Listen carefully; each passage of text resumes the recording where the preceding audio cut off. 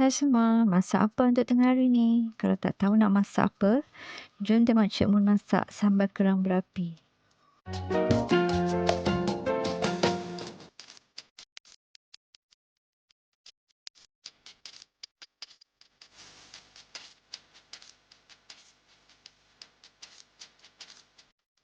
Mula-mula sekali kerang tu kita cuci bersih, kemudian kita rebus.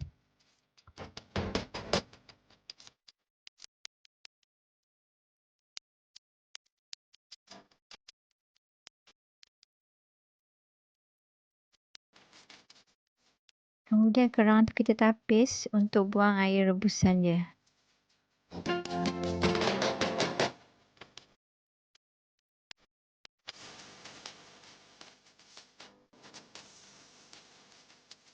Sekarang kerang tu kita masukkan ke dalam bekas air sejuk yang berisi ais cube.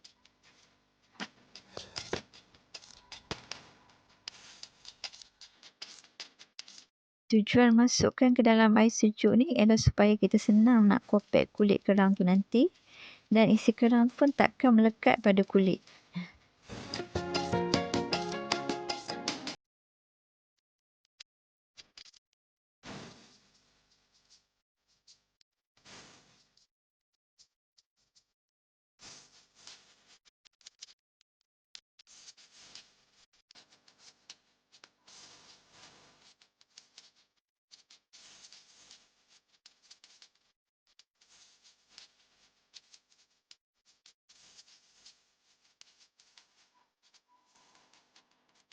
Okey, sekarang kita kisar pula bawang merah, bawang putih, serai, bawang besar dan juga cili kering.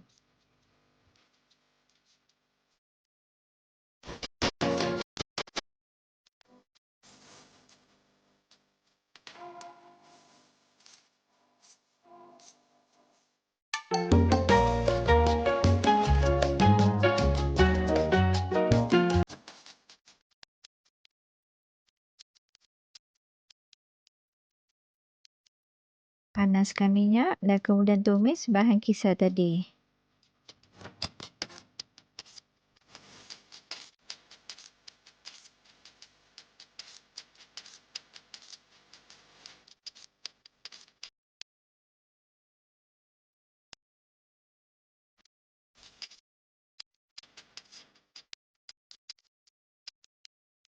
Letak garam secukup rasa dan kemudian tambahkan bancuhan air asam jawa.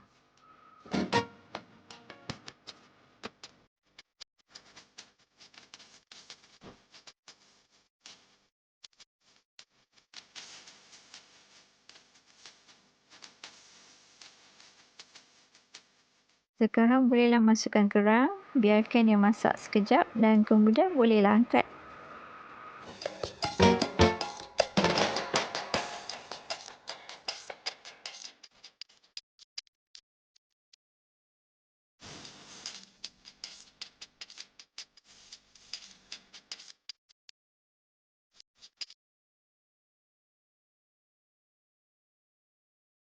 Untuk lebih banyak resipi menarik, jangan lupa subscribe dan tekan loceng. Terima kasih dari Cik Mun.